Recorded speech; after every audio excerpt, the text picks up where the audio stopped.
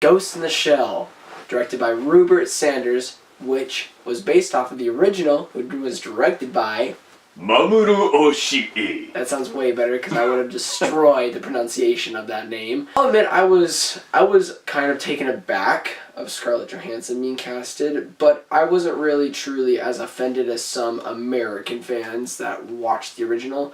And I recently actually looked online to see how Japan was reacting to the casting of Scarlett Johansson, and I was kind of shocked.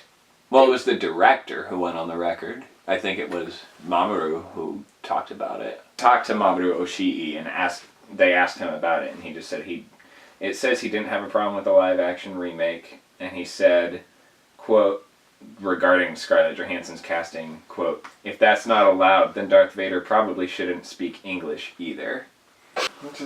We'll get into it. It's a very complicated, because I could honestly easily go into spoilers, and I feel like if you haven't seen the original animation movie or haven't even know exactly what this is about, I feel like you should just go into it blank.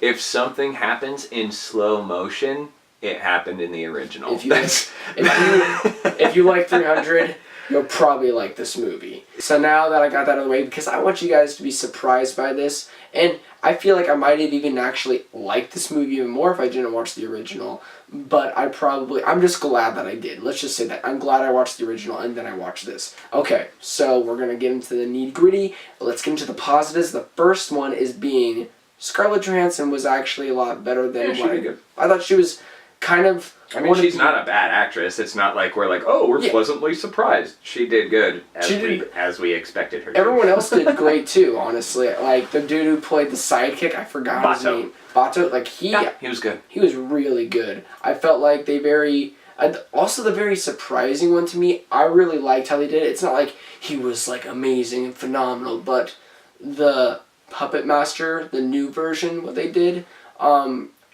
his real name is Hideo, I believe. This is not the same bad guy. It's not the same bad guy. It's a totally different, but it's like their version. It's not. They revamped it. It's really not. Essentially, I don't know if you want to take this out or not, but they took elements of 3 different bad guys and combined them into this person. Really? Yes. I was very surprised with the character, and I don't want to get into too much detail of how they're connected and how the revelation kind of in the ending.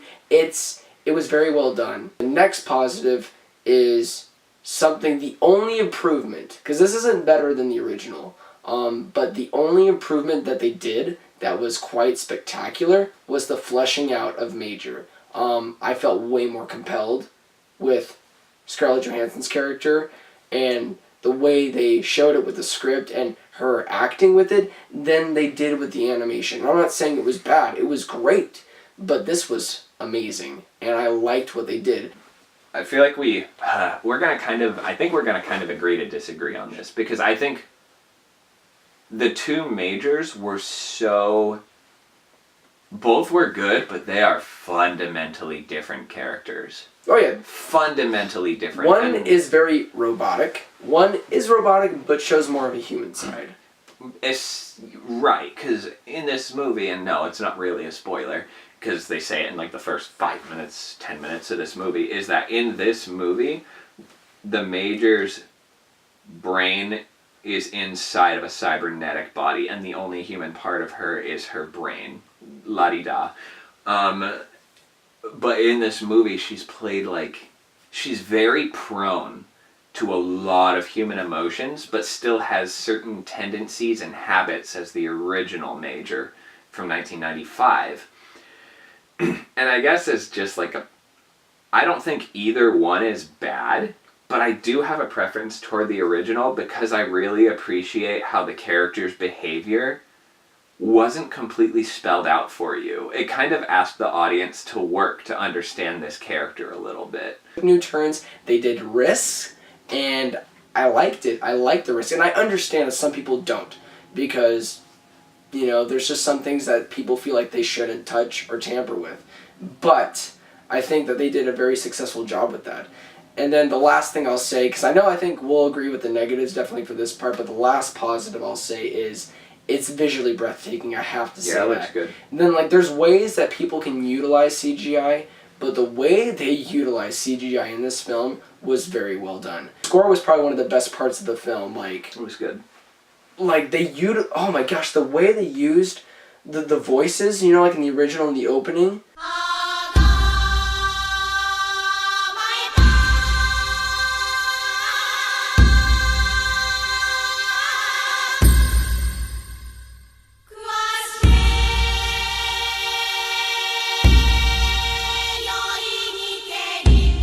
They did some moments here and there, like the Oh yeah.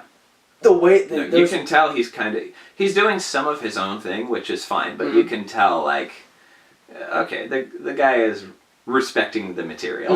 and he's not like punching you in the head with like, get it? This is Ghost in the Shell. It's like it's not like a rock remix of the Ghost in the Shell theme. negatives. Okay, here we go.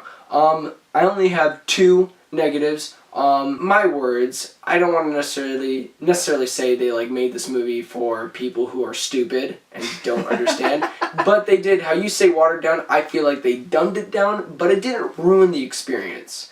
But I get why some people can be like, I hate why they did that. I didn't hate it. I just felt like they could have definitely used more of the psychological advancements that the original had. Is kind of forgotten, and it's not really like the way they use it in the original with the mind and what is the difference between an AI and a human being is way more complex in the mind and in the viewer and the way you see it in the animation than they do in this one. And they don't really tamper with that. They really just focus on the character, and which was, I loved it.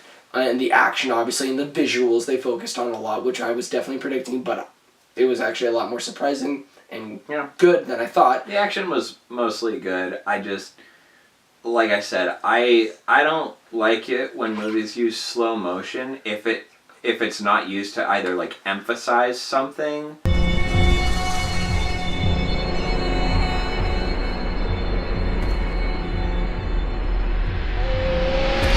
Felt like it didn't emphasize anything. It didn't add anything. Before I get my score, was there any last minute things and last minute irks, positives, negatives, anything for you? I liked this movie, and like I said before, I don't want to sit here and just compare it to the original all day, although it's kind of hard not to. Because it's based off it, yeah. Right. I mean, my bottom line for this movie is that I liked it.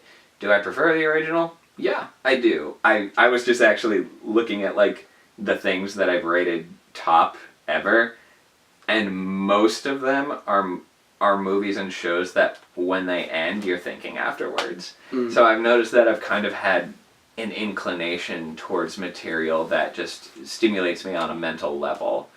And this movie didn't do that as much. I think it was good. If you're going to watch this movie, you don't have to turn your brain all the way on. You can kind of leave it, you can kind of leave the light switch in the middle. If you're going to watch the original, you need to turn the light switch all the way on. That's a very intellectually stimulating movie. Here's the moment. Had to think about it. Had to tame it down a little bit though, because I know how Joseph is after watching a movie after 2 seconds. So excited. It's a solid, sure take my money. It is a solid, sure take my money, but it is not as good as the original. Please don't forget to like and subscribe, and please don't forget to be blessed. Ride or die.